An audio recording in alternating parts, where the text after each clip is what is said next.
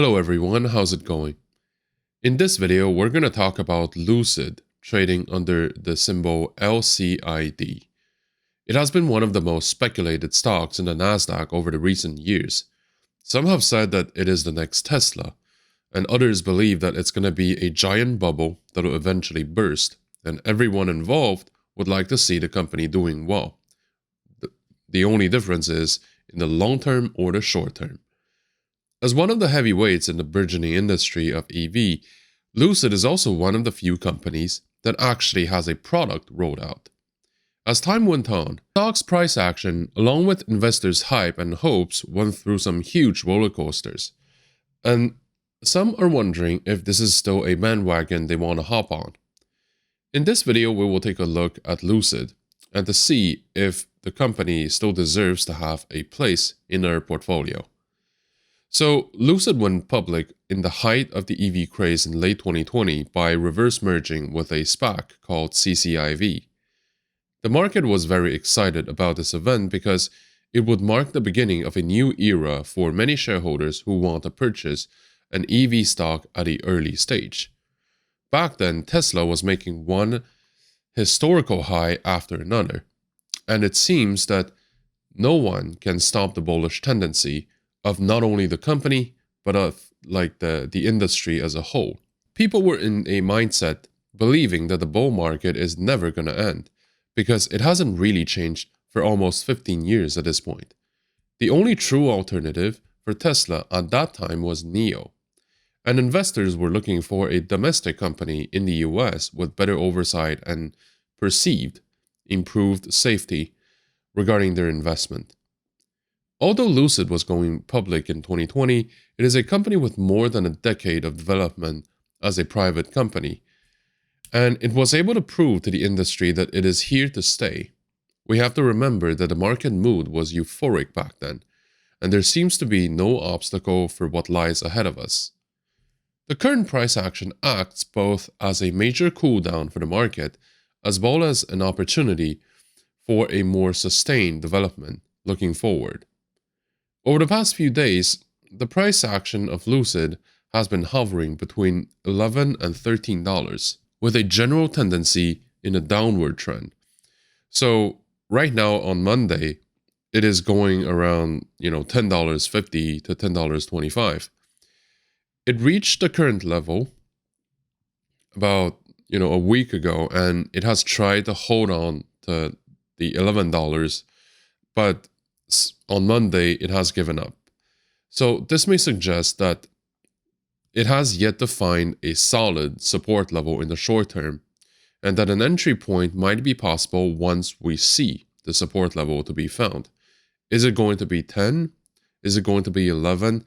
It really depends on what the market will decide the stock to be. Now, if Lucid manages to hold on the $10 level, it's going to be significant because it's a very important psychological level. However, if it doesn't hold the $10 level, then I would say that the bottom pit would not be really a limit, right?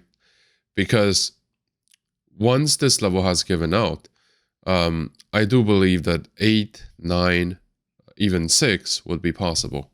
If we look at the long-term tendencies of Lucid price action, it's not difficult to see that a bubble that has given so much hope to traders around the world has now bursted. The market is no longer willing to blindly just follow the latest hype that is ahead of us, so those days are long gone. On one hand, the market doesn't want to persist on believing that a bull market based on the assumption rather than the actual production or the perspectives of growth rather than actual profitability. On the other hand, it simply cannot afford to sustain a trend when supply chain issues, doubts on flagship companies, and by that I mean Tesla, as well as conflicts, high interest rates, and uncertainty in economic outlook have already been plaguing the real economy out there. The market has long predicted that it's going to be a bearish market after such a prolonged bull market, and that most stakeholders believe that it's going to be a rough patch for at least a few years. By a few years, in my opinion, it's going to be between 12 to 24 months to start. The market has peaked twice in the past. And if the first peak was caused by pure hype, the second one was triggered by the rollout of actual products. Lucid remains a company that has investment value in the years to come. The main question in everyone's mind is if they should enter in the stock at this current point in time.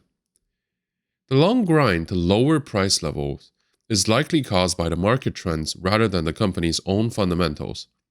In that sense, things are not alarming, or at least not as alarming as they may seem. On the other hand, we should remember that sometimes, even if those grinds don't have an actual fundamental reason, they can still last a very long time, bringing the title to an unbelievably low level, with limited perspectives of recovery. And all these are purely stock market movements, so they have little to no relationship with the fundamentals. Hyliion is a good example showcasing this phenomenon. Now, when we take a look at Lucid's financials, we can see that the company's profitability remains to be improved. It is an encouraging sign to see that revenue has been increasing significantly from 97 million in Q2 of 2022 to 195 million in Q3 of 2022. On the other hand, the cost of goods sold increased as well, from $292 million in Q2 to almost $500 million in Q3. So it's interesting to note that the cost of goods sold increased more slowly than the revenue, showing that Lucid has been trying to control its expenses. Nevertheless, I do believe that there will be additional improvements to be made. Another element to observe is the operating expense. Regarding the fixed costs and over the quarters, I don't think that they have really fluctuated that much, even though, they may differ one quarter from the other, which is a good sign for the company. But nevertheless, the company stands to lose approximately $700 million in Q3 alone from the operations, which will add up if we annualize the cash outflows over the past 12 months.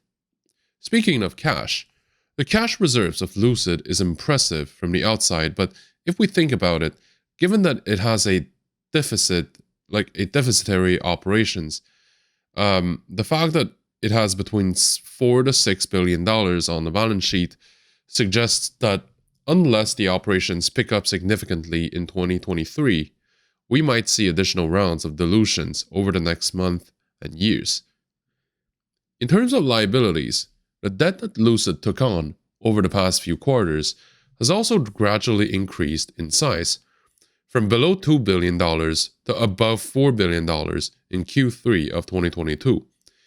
Simply put, the liabilities provide financing to companies to keep the operations going. They may provide critical cash inflows when the company needs funds to operate due to cash flow cycles and other reasons. They differ from equity sales in that there is no loss of ownership, but there will be obligations to fulfill the cash outflows of both interest expense and principal reimbursements.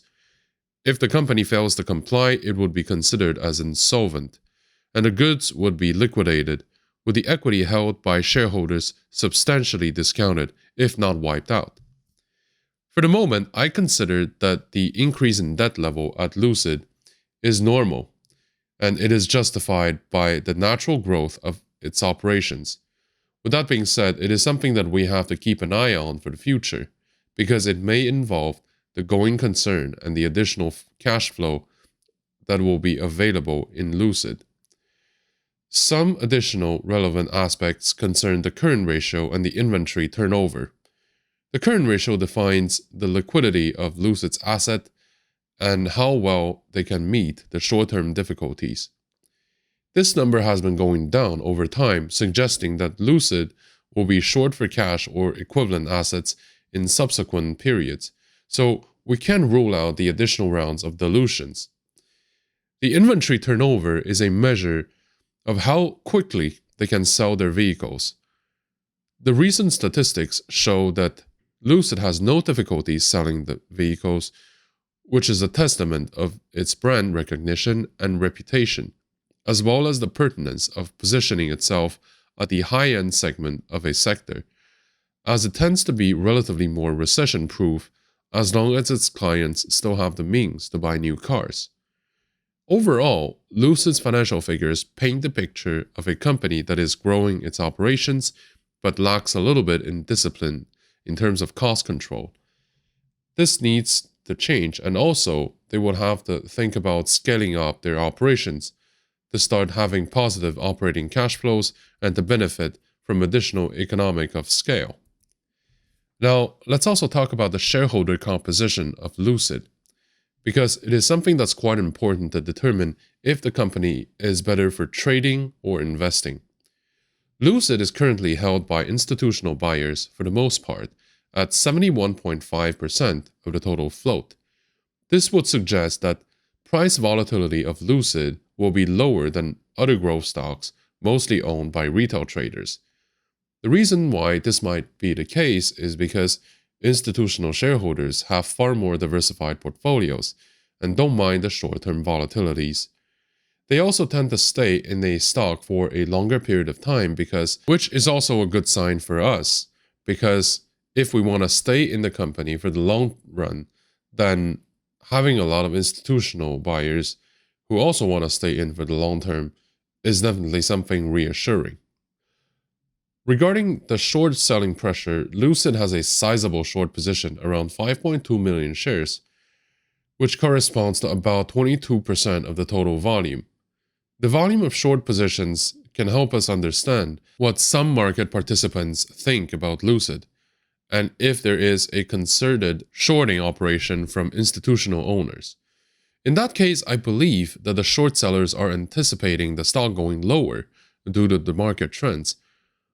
There are some real potentials for a short squeeze, but the overall volume of short positions suggests that there is more like a substantial size or substantial number of people believing that things will go worse before getting better, not necessarily a concerted operation from institutions. If the market trend turns, I believe that a lot of those who currently hold short positions will be redeemed, which will also form like a second wave of additional purchase demand, pushing the stock even higher when the bulls come back. Based on the analysis and remarks above, I believe that Lucid is a stock that has a long-term value in the years to come. So investing in the company is definitely a decent choice regarding whether Lucid is still fit for trading. I'm personally tempted to drift towards no, because the market is no longer willing to pile in for additional buy orders in the short term.